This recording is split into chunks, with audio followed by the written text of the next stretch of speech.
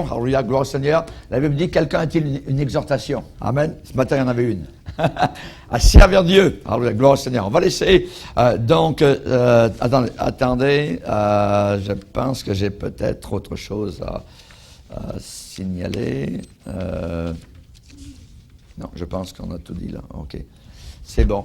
Donc, on va laisser les enfants aller à l'école du dimanche avec leur moniteur, leur monitrice, et que Dieu donc puisse les garder et les bénir. Amen. On va se lever, si vous voulez bien, pour nous, et on va faire la lecture de la parole de Dieu.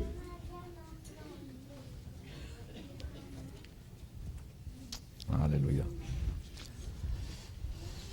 On va ouvrir, si vous voulez bien, dans l'évangile de Marc, au chapitre 14. Marc, chapitre 14. Le titre du message ce matin, l'homme portant une cruche d'eau. L'homme qui portait une cruche d'eau. Verset 12.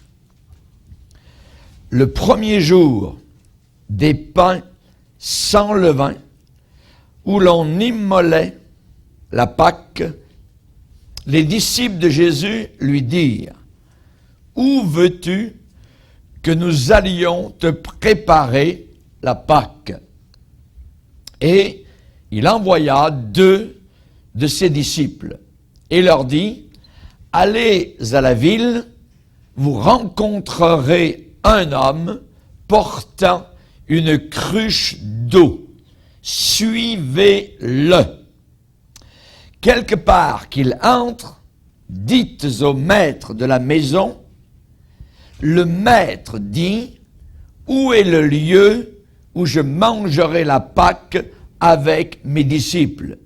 Et il vous montrera une grande chambre haute, meublée et toute prête.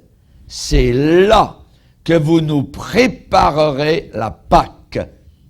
Les disciples partirent, arrivèrent à la ville et trouvèrent les choses comme il le leur avait dit. Et ils préparèrent la Pâque. Amen. Seigneur, nous voulons te bénir ce matin pour ta parole. Parole puissante, Seigneur Jésus, qui est là pour nous édifier, qui est là pour nous nourrir. Nous te demandons de bénir chacun des cœurs. Nous repoussons toute puissance diabolique, de ténèbres, d'obscurité, puissance d'incrédulité. Nous lions tout démon de l'enfer qui ce matin viendrait nous détourner notre attention de la puissante parole de Dieu, du glaive du Saint-Esprit. Aide-nous, Seigneur, à comprendre ta pensée et à recevoir tout le conseil de Dieu avec douceur. Aide-nous non seulement à l'entendre, mais à la mettre en pratique dans le nom puissant de ton Fils Jésus.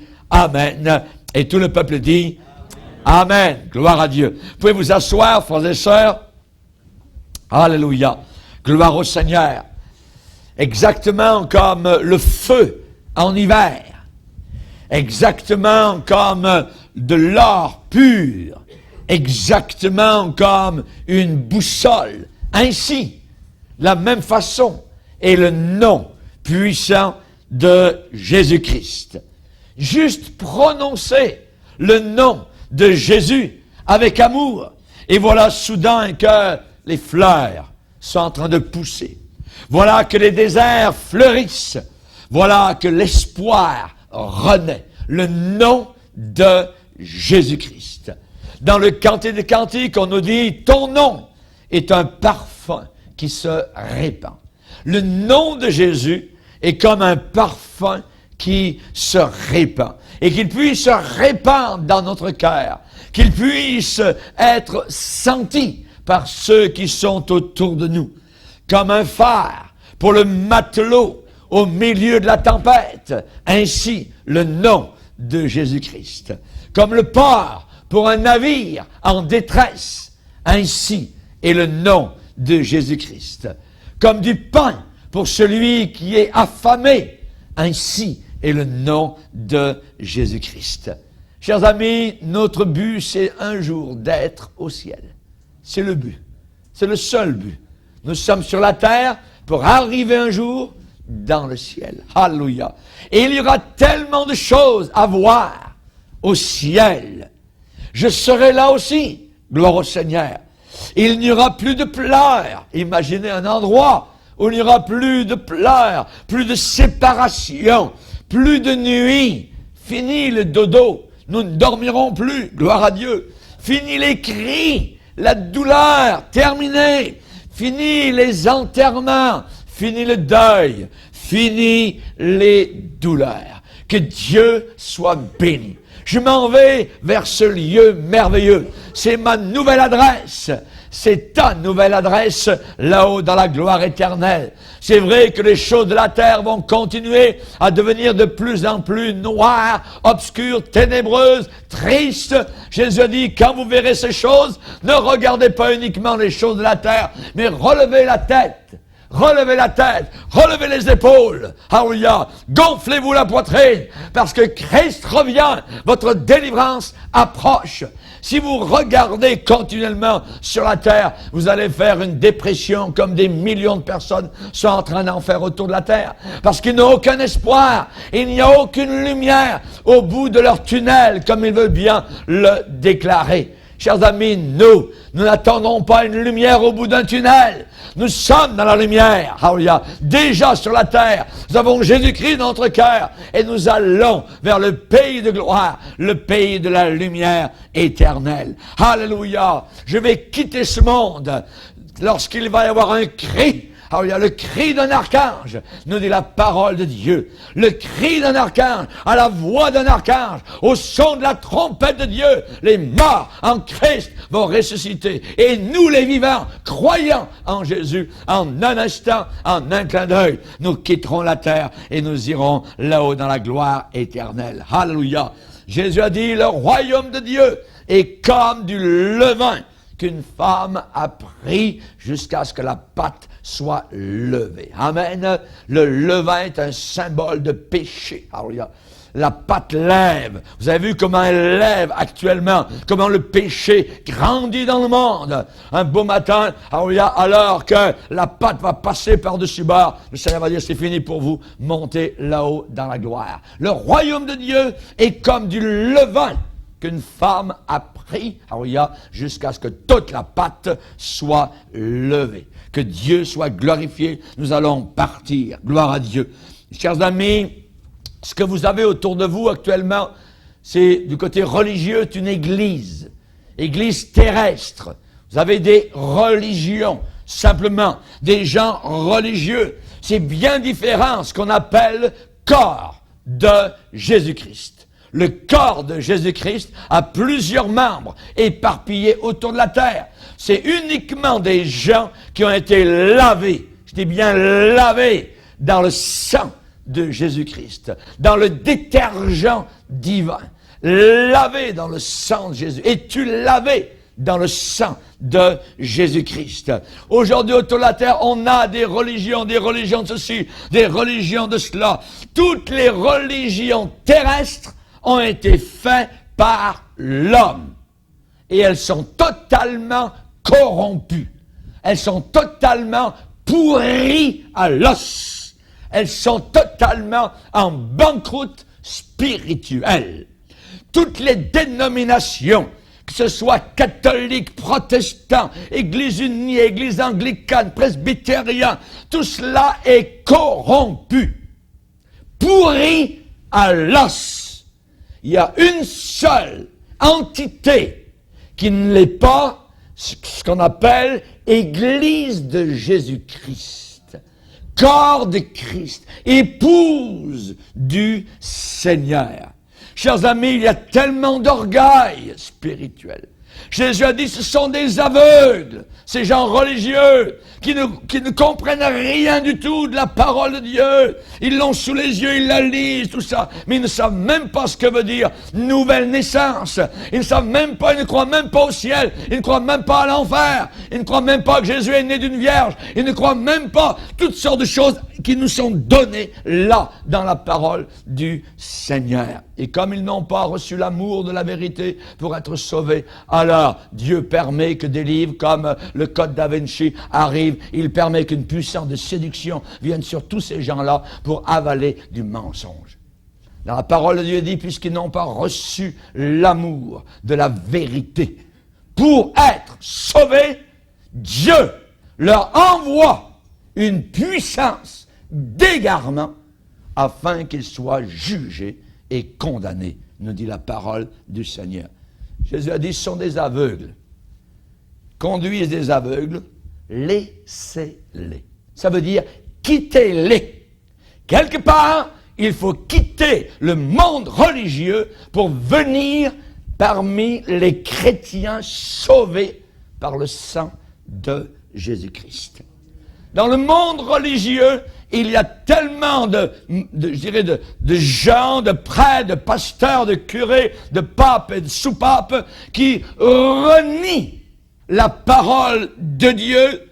Ils renient ce qu'elle dit sur le ciel, ils renient ce qu'elle dit sur l'enfer, ils renient ce qu'elle dit sur le salut, ils renient ce qu'elle dit sur la guérison de nos corps, ils renient ce qu'elle dit sur le baptême dans le Saint-Esprit avec le parler en langue, ils renient ce qu'elle dit sur le retour de notre Sauveur Jésus-Christ en gloire. Ils rejettent généralement, pour la plupart, le puissant baptême dans le Saint-Esprit, parce qu'ils ne le veulent pas et que souvent ils disent c'est du diable. Voyez, on arrive au bord du blasphème, on arrive à des gens qui refusent la lumière que Dieu voudrait leur accorder. Ils la refusent. J'aimerais vous parler, vous dire ce matin que le baptême dans le Saint-Esprit, ce n'est pas un dogme, ce n'est pas une religion, mais le baptême dans le Saint-Esprit, c'est le Saint-Esprit qui remplit le cœur d'un homme ou d'une femme.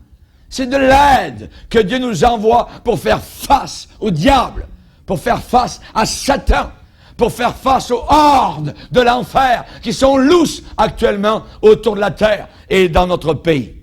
On a besoin du baptême dans le Saint-Esprit. Jésus a dit, vous recevrez de la puissance, de la force, de l'énergie, car le Saint-Esprit viendra sur vous. Et vous serez mes témoins. Vous serez mes témoins. Vous allez parler de moi. Vous allez me dire mon nom. Chers amis, on croit dans le salut, mais on ne peut pas être sauvé si on rejette l'enseignement de Jésus-Christ. On ne peut pas être sauvé si je crois que Jésus était marié à Marie-Madeleine, qu'il a eu des enfants et qu'aujourd'hui il y a une lignée mérovingienne quelque part en France ou en Europe. Complètement cinglé. Complètement faux. Chers amis, nous avons besoin de nous réveiller comme chrétiens et de commencer à combattre pour la vérité, de rétablir nos fondements solides sur la parole du Seigneur. Le diable va arriver avec des mensonges non dilués pour séduire ceux qui sont in and out. Ceux qui sont un peu à l'intérieur, un peu avec le monde, ceux qui ne sont pas collés à Jésus, ils ne pourront pas résister devant ces puissances de séduction qui s'en viennent sur le monde entier aujourd'hui. Chers amis, nous avons besoin du baptême dans le Saint-Esprit. On a besoin de la puissance du Saint-Esprit. Vous recevrez de la force, vous recevrez de la puissance quand le Saint-Esprit viendra sur vous. Alléluia. Chers amis, le Seigneur a bien dit, celui qui croira sera sauvé. Celui qui ne croira pas ne sera pas sauvé. Il peut dire tout ce qu'il veut, il ne sera pas sauvé. Il verra les portes du ciel fermées. Mais je suis bon, mais je suis gentil. Dieu ne demande pas d'être bon et gentil. Dieu dit que je suis un méchant. Je suis un pervers. Et j'ai besoin d'un sauveur. J'ai besoin de quelqu'un à ma place qui est mort sur la croix, qui a versé son sang pour me libérer. Voilà la vérité. Celui qui croira, cela sera sauvé. Celui qui ne croira pas ne sera pas sauvé. C'est le Seigneur qui l'a déclaré. Il y a non seulement le salut, il y a le baptême dans le Saint-Esprit après que l'on a été sauvé. Et quand on reçoit le baptême dans le Saint-Esprit, on parle en d'autres langues. Si vous ne parlez pas en langue, si vous n'avez jamais parlé en langue, ça veut dire que vous n'avez pas été baptisé dans le Saint-Esprit selon la parole de Dieu. Si vous ne l'avez pas, il faut le chercher. Il faut absolument le chercher, sinon vous allez demeurer faible, par rapport aux événements de la fin des temps, par rapport aux séductions de la fin des temps, par rapport aux esprits impurs de la fin des temps. Vous avez besoin de rester propre, de rester pur, et uniquement par la puissance du Saint-Esprit qui nous remplit, nous pourrons l'être. La Bible dit que l'évidence initiale de départ que quelqu'un est baptisé dans le Saint-Esprit, il parle en d'autres langues. Chers amis, si vous ne parlez pas en langue, vous n'êtes pas inférieur, mais il vous manque quelque chose. Nous lisons cela dans la parole de Sheila, dans Acte 2, dans Acte 8, dans Acte 9, dans Acte 10, dans Acte 11, dans Acte 19. Nous devons accepter, je dirais, la façon du Seigneur, la manière de Dieu. Le Seigneur a dit, dans les derniers jours, je répandrai de mon Saint-Esprit sur toute chair. Il a dit, mes voix ne sont pas vos voix. Si Dieu a dit que pour être baptisé dans le Saint-Esprit, il fallait que je parle en langue, ça veut dire, le Seigneur connaît plus que moi. Et la folie de Dieu est plus grande que la sagesse des hommes. Alléluia. Que Dieu soit glorifié. Si on rejette cela, si un prédicateur rejette cela, si une église rejette cela, je vais vous dire ce qui va arriver à ce prédicateur, à cette église, il va sécher.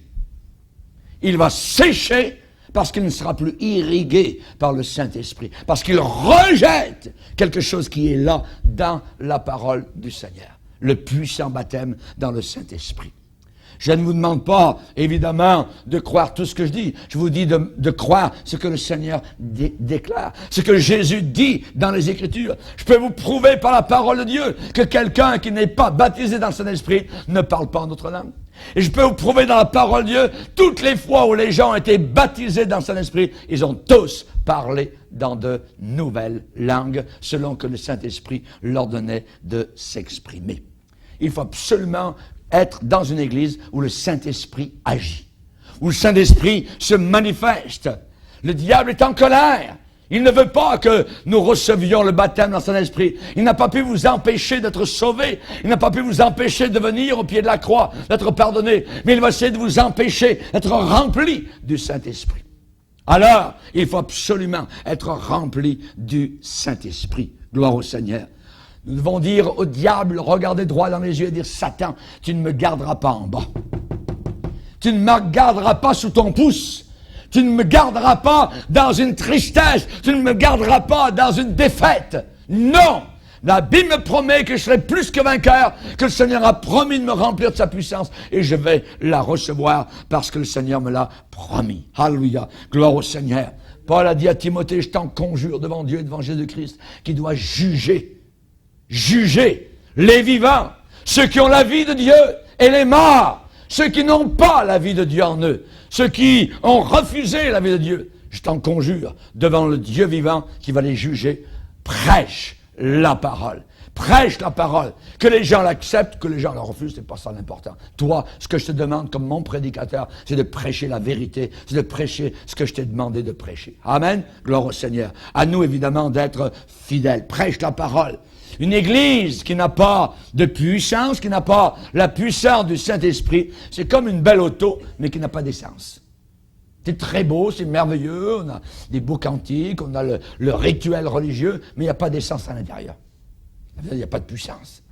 L'auto est là, mais elle ne roule pas. Elle n'avance pas. Nous avons besoin de la puissance du Saint-Esprit. On a besoin de remplir, notre cœur du Saint-Esprit. On a besoin, chers amis, de cela. C'est comme un homme qui n'arrive pas à respirer. Il cherche son souffle. Voyez, si je n'ai pas la puissance du Saint-Esprit, c'est comme s'il cherche mon souffle. J'ai besoin de ce souffle. J'ai besoin de respirer. C'est Élihu qui, dans le livre de Job, a fait une déclaration et il déclare, et je vais vous le lire en disant, je suis plein de paroles. Le Saint-Esprit me presse au-dedans de moi. Mon intérieur est comme un vin qui n'a pas d'issue. En train de fermenter, les outres vont craquer tout à l'heure. Il dit comme des outres neuves qui vont éclater. Je parlerai pour respirer à l'aise. J'ouvrirai mes lèvres et je répondrai. Alléluia. Que Dieu soit glorifié. Amen. Nous ne voulons pas d'avoir simplement une forme extérieure religieuse. Nous ne voulons pas avoir une apparence, un vernis de piété. Cela aussi est un des signes de la fin des temps. Dans le monde, je dirais, qui est dit chrétien, c'est que le Seigneur a dit qu'à la fin des temps, beaucoup de personnes qui se diraient chrétiennes auraient l'apparence de la piété, mais reniant ce qui en fait la force. Et quand vous êtes rempli du Saint-Esprit, vous n'allez pas vous balader dans des lieux impies, vous n'allez pas danser les samedis soirs, vous n'allez pas vous balader avec des cigarettes ou essayer un joint ou quoi que ce soit, ou convoiter les femmes, ou écouter des vidéos sales. Non, vous ne pouvez pas faire ça quand vous êtes rempli du Saint-Esprit. Amen. Maintenant, pour revenir à notre texte, c'était la Pâque. La Bible dit c'était la Pâque. Et il fallait célébrer donc la Pâque. Et rappelez-vous, cette fête-là a été célébrée depuis des siècles. Et le Seigneur Jésus, donc, a voulu aussi, comme bon juif, la célébrer. Mais la Pâque, c'était lui.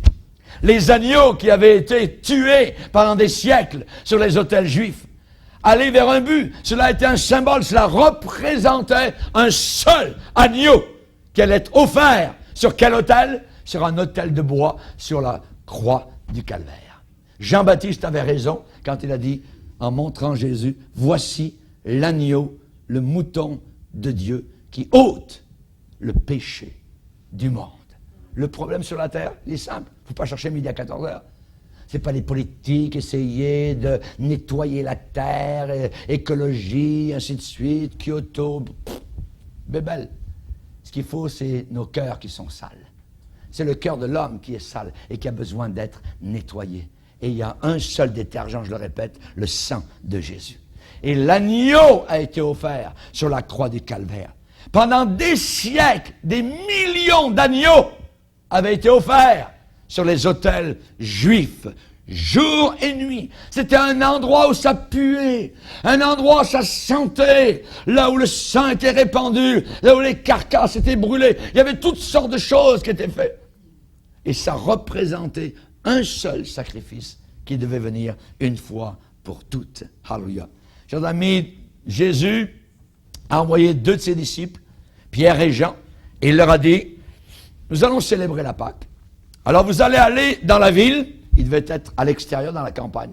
Entrez dans la ville, à Jérusalem, vous rencontrerez un homme qui porte une cruche d'eau. Suivez-le. C'était le signe que Jésus a dit. En entrant dans la ville, vous allez voir un homme qui porte une cruche d'eau. Normalement, c'est les femmes. Voilà, c'était facile à voir. Un homme qui porte une cruche d'eau. Maman. Aujourd'hui, les femmes font le travail des hommes et les hommes font le travail des femmes. Mais à cette époque-là, évidemment, c'était les femmes qui portaient l'eau, pas les hommes. Et Jésus a dit, vous allez voir un homme qui porte une cruche d'eau. Suivez-le. Il vous montrera le lieu où nous devons célébrer la Pâque. Ce matin, j'aimerais vous poser la question, qu'est-ce que Jésus signifie pour vous? Est-ce que vous le suivez? Est-ce que vous l'avez rencontré? Est-ce que vous connaissez celui qui porte l'eau, le rafraîchissement? Jésus a dit un jour à une femme, de l'eau que tu bois ici au puits, tu auras encore soif. Et les gens qui boivent à l'autre ce monde, ont toujours soif. Il faut qu'ils reviennent à leur bar. Il faut qu'ils reviennent à leur alcool. Il faut qu'ils reviennent à leur sexe. Il faut qu'ils reviennent tout le temps. Tu auras encore soif. Mais moi, j'ai de l'eau que je peux te donner et tu n'auras plus jamais soif. Vous savez ce que la femme a dit? Donne-moi cette eau pour que je n'ai plus à revenir tout le temps au puits. Qu'elle coule directement du robinet chez moi. Elle ne comprenait rien du tout. Mais Jésus parlait de choses merveilleuses. C'est lui, Alléluia. C'est lui qui porte l'eau. C'est lui qui rafraîchit. Gloire au Seigneur. Qui est Jésus? Est-ce que c'est simplement une personne que vous respectez? Est-ce que c'est simplement un grand homme de l'histoire humaine, comme le Code Da Vinci veut nous le faire croire? Est-ce que c'est un homme qui a eu des relations sexuelles avec une femme? Et c'était un homme qui convoitait? Chers amis, on ne peut pas comparer Jésus-Christ avec aucun homme. C'est à peu près comme comparer une allumette avec le soleil de gloire. On ne peut pas le comparer. Il est le soleil. Il est le créateur. Tout ce qui a été créé sur la planète l'a été fait par Jésus-Christ. Allons-nous le mettre à côté de Mohammed, à côté de Bouddha, à côté de Zoroaster, à côté de ces gars-là? Jamais de la vie. Jésus est le créateur. Dieu est venu sur la terre dans la personne de Jésus-Christ. Alléluia. Que Dieu soit glorifié. La plupart de nos pères, nos parents, nos grands-parents, et pendant des siècles, on croyait cela. Mais aujourd'hui, le diable veut essayer de nous faire dériver de cela. Il a toujours essayé d'enlever la divinité à Jésus-Christ. Rappelez-vous, dans la Bible, on lit, si tu es fils de Dieu, ordonne que ces pierres deviennent du pain. Si tu n'arrives pas à faire ça, tu es juste un homme. Jésus n'a jamais embarqué. Jésus s'est servi de Deutéronome. Il est écrit. Il est écrit. Jésus a combattu avec la Bible, la parole de Dieu, et le diable a dû s'enfuir. Jésus n'a pas embarqué dans les pièges de Satan. Pas du tout. Chers amis, Jésus doit devenir une réalité dans notre vie. Il faut le connaître personnellement. Connaissons, cherchons à connaître, parce que sa venue est aussi certaine que le soleil s'est levé à l'est. Il s'en vient. Et tu le verras, et le monde entier le verra. Tout genou va fléchir. Les blasphémateurs, les homosexuels, les rebelles, les ingrats, tout ce que vous voulez, vont fléchir les genoux, vont le reconnaître, et vont dire ce qu'ils ne veulent pas dire ici-bas sur la terre. Jésus-Christ. Ici-bas sur la terre, ils disent son nom en blasphémant. Chers amis, c'est quelque chose de terrible de blasphémer le nom du Seigneur. Jésus doit remplir notre vie. Il doit remplir notre horizon. Le matin, le midi, le soir, le connaître. Il va remplir votre vie. Il va devenir plus important que la télévision maudite. Il va devenir plus important que le hockey. Il va devenir plus important que vos amis. Il va devenir plus important que vos parents. Il a dit, celui qui aime plus son père, sa mère, son enfant, ses enfants, plus que moi, n'est pas digne de moi. Il doit venir en premier, first one, number one, Jésus-Christ. Alléluia. Que Dieu soit béni. Partout où son nom est mentionné, l'oreille du chrétien se lève directement. On parle de Jésus. Tout de suite, on parle de mon sauveur. Et il n'aime pas entendre le nom du sauveur blasphémé. Pas du tout. Chers amis, la nuit, quand vous êtes réveillés, qu'est-ce que vous dites? Jésus. Le matin, quand vous vous levez, quand vous rasez, vous dites Jésus. Alléluia. Et tout au long de la journée, c'est Jésus. Jésus le matin, Jésus le midi, Jésus le soir. Jésus la nuit, Jésus tout le temps, Jésus pour l'éternité. C'est lui, le sauveur du monde. Alléluia. Gloire au Seigneur. Gloire au Seigneur. Ça ne vous fait absolument rien maintenant ce que les autres pensent de vous. Ça ne vous fait absolument rien, ni chaud ni froid, ni les employés que vous avez, ni l'employeur qui vous donne du travail, ni les professeurs. Ça ne vous fait absolument rien ce que eux pensent, parce que vous avez Jésus-Christ, vous êtes dans la vérité, et vous allez vous battre jusqu'à la mort pour cette vérité que le Saint-Esprit vous a révélée. Amen. Alléluia, gloire au Seigneur. Chers amis, vous vous rappelez quand on avait des vieilles pompes sur les fermes? Il fallait les engrener, mettre un peu d'eau, puis tchouk, tchouk, tchouk, puis ça prenait du temps. Puis au bout d'un moment, on poussait sur la manette, puis hop, l'eau arrivait. Mais si on s'en servait souvent, un seul coup de manette, tchouk, l'eau était là. Mais si on s'en servait pas souvent, alors il fallait pomper, pomper, pomper. Voyez? Et si Jésus-Christ est là dans votre cœur, un coup de pompe, pouf, l'eau est là. Amen. Mais s'il n'est pas là, il faut pomper longtemps. Il faut pomper, pomper. Et je ne veux pas être ici, moi, en train de vous pomper semaine après semaine. Il faut qu'un seul coup, pouf! Voilà, la louange est là. Saint-Esprit est là. Dieu agit. La vie est là. La joie est là. Le secours est là. La miséricorde est là. Le support est là. Gloire à Dieu. Pourquoi? Parce que Jésus est dans notre cœur. Alléluia. Gloire au Seigneur. S'il est dedans, ça va couler. S'il est dedans, ça va couler. Jésus a dit, si quelqu'un a soif, qu'il vienne à moi. Des fleuves d'eau vive couleront de son cœur. Des fleuves d'eau vive couleront de son cœur. Jésus parlait du Saint-Esprit. Il parlait d'être rempli du Saint-Esprit. Alléluia. Si vous touchez à un fil de haut voltage, tchouk, Tout de suite, vous le ressentez. Et quand vous êtes dans la présence de Jésus, vous le ressentez. Si vous touchez le fil, ça ne vous fait rien. Ça veut dire que le fil est mort. Ça veut dire que ce n'est pas le bon Jésus. Si vous touchez au bon Jésus, ça se ressent en vous.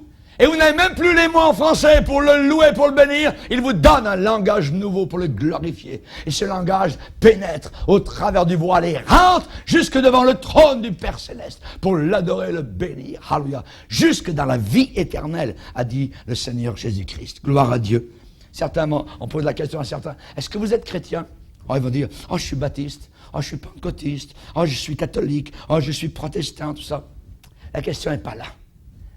Jésus a dit, il faut faire tout ce que je vous dis de faire. Rappelez-vous Marie à Cana, faites tout ce qu'il vous dira. C'est là qu'on voit un chrétien. Es-tu chrétien? Je suis ceci, je suis cela. Non, c'est pas ça. Est-ce que tu fais tout ce que le Seigneur te demande de faire? Faites tout ce qu'il vous dira. Marie nous a donné un bon conseil pour une fois. Amen. On ne l'adore pas, mais c'est d'une sœur dans le Seigneur qui a été bénie. Elle a donné un bon conseil à Cana. Faites tout ce qu'il vous dira. Gloire au Seigneur. Dans Hébreux 11, on nous parle d'Abraham, on nous parle de Sarah, on nous parle de Samson, on nous parle de David, on nous parle de toutes sortes d'hommes. Ces hommes-là, ces femmes-là, obéissaient. Ils obéissaient. Abraham a quitté Ur en Chaldée il y a 4000 ans. Et aujourd'hui, j'aime les Juifs à cause d'Abraham. Le salut nous vient des Juifs. Le salut nous vient des Juifs. Gloire au Seigneur. Moïse a quitté l'Égypte sans être effrayé de la colère de Pharaon. Non! Ils voyaient celui qui est invisible. Ils obéissaient. Jérémie a obéi. Il a pu écrire, n'y a-t-il plus de baume en Galade? N'y a-t-il plus de guérison? Est-ce que Dieu ne fait plus rien au Québec? Où est-il Dieu? Oh non, il ne guérit plus les malades, il ne baptise plus dans le Saint-Esprit, il ne sauve plus personne, il ne peut plus rien faire au Québec. Non! Le Seigneur aime le Québec.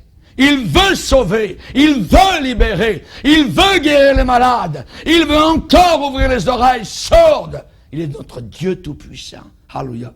Ésaïe a dit, la Vierge sera enceinte. Il n'a pas dit, Seigneur, est-ce que je dois écrire ça?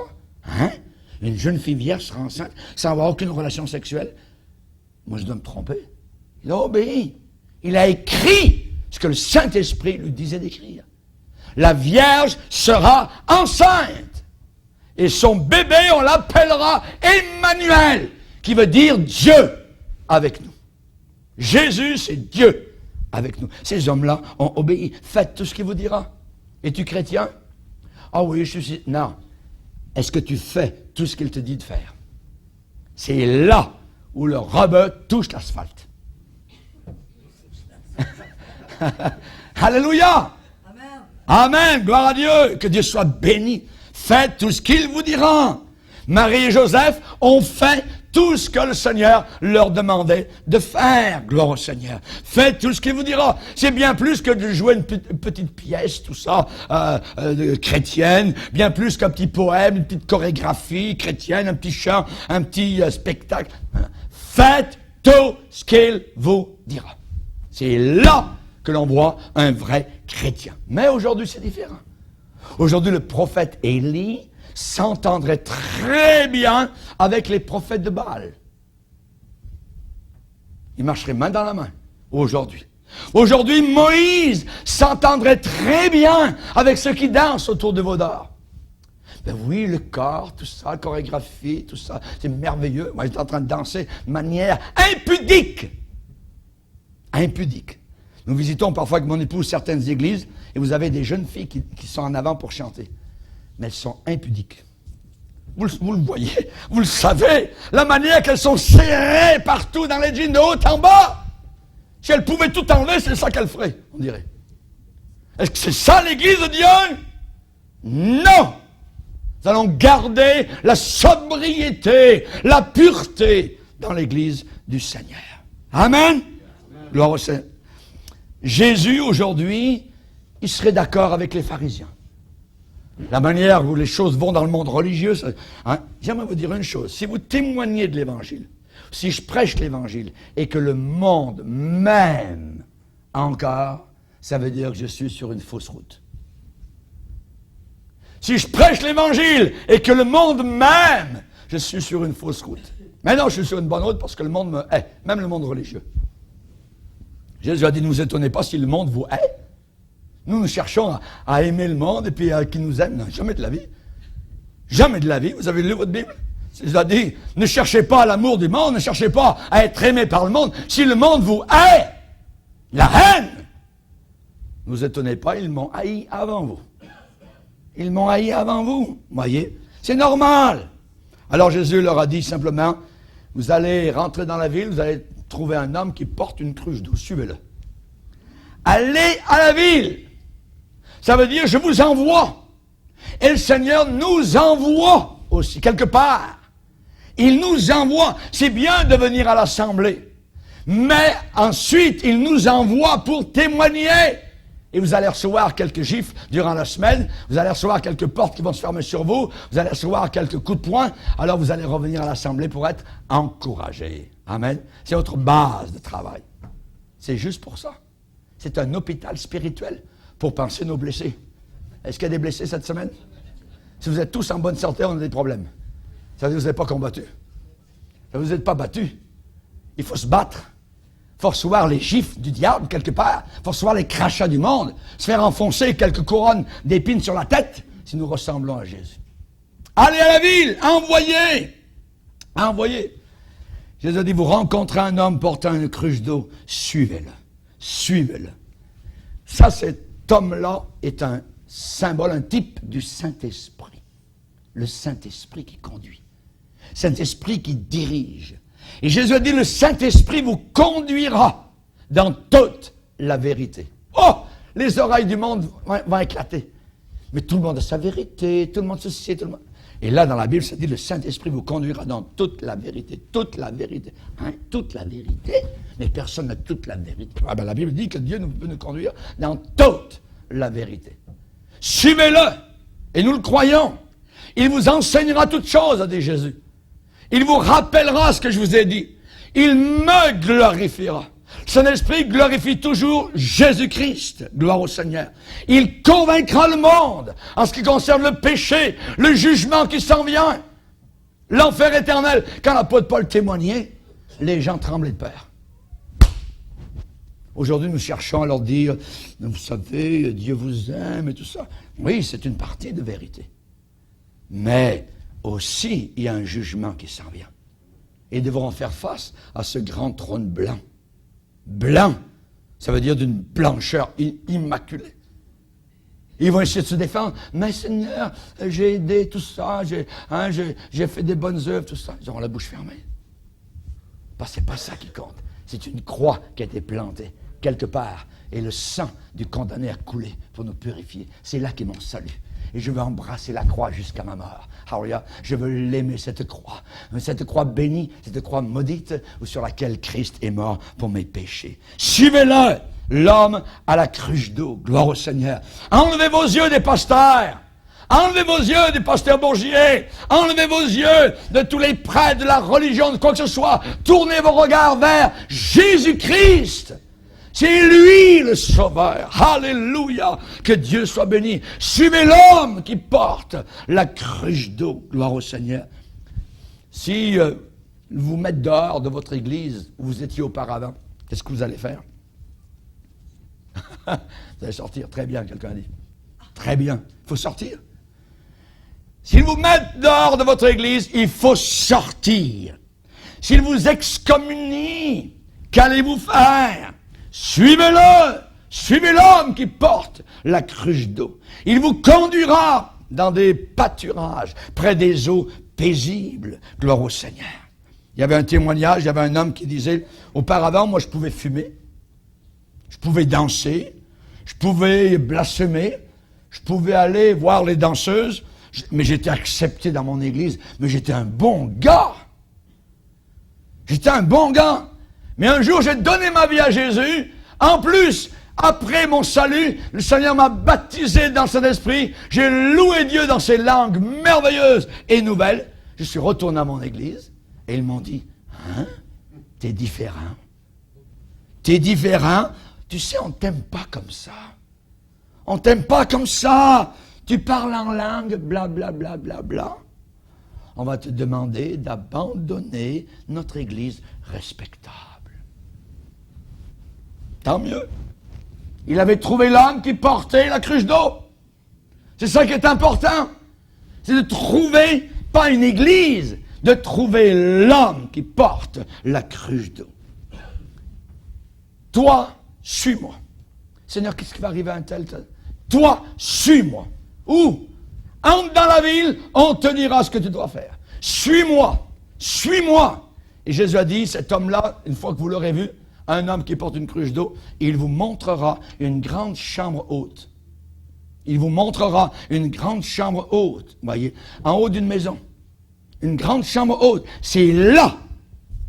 C'est à cet endroit précisément que nous allons prendre la Pâque. C'est là. Et j'aime vous dire que le Seigneur, il va vous conduire. Il va vous montrer une grande chambre haute. Alléluia. Elle est haute, haute, haute. C'est une grande chambre, c'est une ville. Alléluia. C'est un pays. C'est une planète. Il vous conduira là-haut, vers la gloire éternelle. Alléluia. Que Dieu soit glorifié. Est-ce que vous avez soif ce matin? Est-ce que vous êtes fatigué d'un cimetière? Est-ce que vous êtes fatigué d'une mausolée? Est-ce que vous êtes fatigué des morts, voyez, qui ne croient pas? Certains même prient leur prière juste en murmure, ils ne croient même pas leur prière. C'est des incrédules, littéralement. Ils ne croient même pas ce qu'ils prient.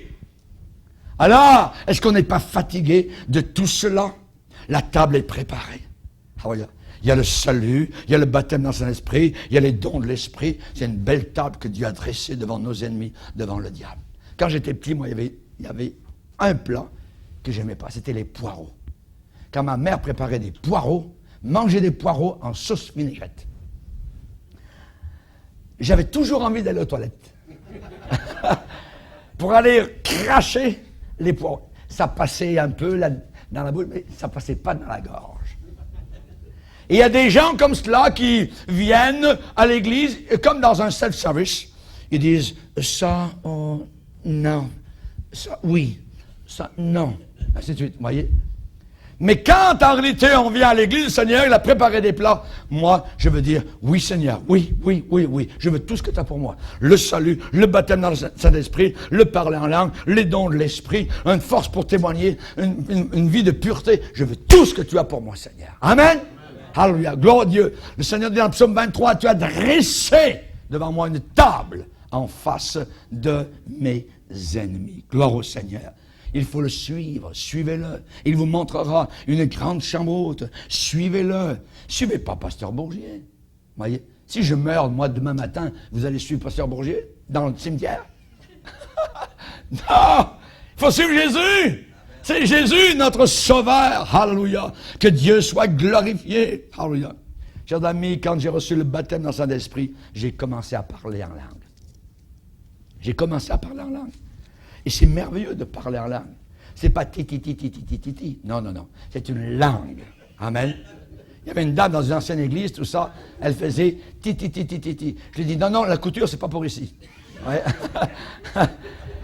C'est une langue que Dieu nous donne, un langage. Le Seigneur a dit, celui qui parle en langue ne parle pas aux hommes, mais à Dieu, car personne ne le comprend. En esprit, il dit des mystères. Il dit des mystères. Alléluia. Gloire au Seigneur. Comment recevoir le baptême dans son esprit? C'est très simple. Il faut qu'il y ait repentance dans notre cœur. Et le Seigneur a promis de nous donner son Saint-Esprit en puissance. Alléluia. On ouvre la bouche. Alléluia. On loue Dieu. On s'arrête de parler en français. Vous ne pouvez pas parler deux langues à la fois, c'est impossible. Vous ne pouvez pas parler en anglais puis en français. Moi, je parle en anglais puis en français. Je ne peux pas parler les deux à la fois. Il faut que je m'arrête de parler une langue pour parler une autre langue. Et j'ai vu des gens venir en avant recevoir le baptême du Saint-Esprit. Seigneur, tu es merveilleux. Seigneur, remplis-moi de Saint-Esprit. Tu m'as sauvé. Tu es bon. Tout ça est vrai, c'est très bien. Mais les gens ne peuvent pas le recevoir tant qu'ils parlent en français. Il faut s'arrêter, stop, mets le break. Et le Seigneur va te remplir d'une autre langue. Commence à la dire. Alors là, c'est une langue merveilleuse. Tu vas dire, mais je suis fou. Non, tu n'es pas fou. Tu es en bonne compagnie avec l'apôtre Paul. Paul dit, je remercie Dieu de ce que je parle en langue, plus que vous tous. plus que vous tous. Alléluia. Il connaissait le bien merveilleux. Paul a enseigné dans Corinthiens 14, celui qui parle en langue s'édifie lui-même. Il se bâtit dans la foi. Alléluia. Gloire au Seigneur. Avant l'émission ce matin de radio, pour Orlando, pendant environ 1 heure, j'ai parlé en langue. C'est tout. Pas besoin de dire aucun mot français, juste en langue. Parler en langue. Mais je peux vous dire que quand j'ai pris le cornet de téléphone pour parler à la radio Orlando, ça sortait. C'était merveilleux. Alléluia. Gloire au Seigneur. Pourquoi? Parce que j'avais été édifié. Gloire au Seigneur. Que Dieu soit glorifié. Baissons nos têtes et prions le Seigneur.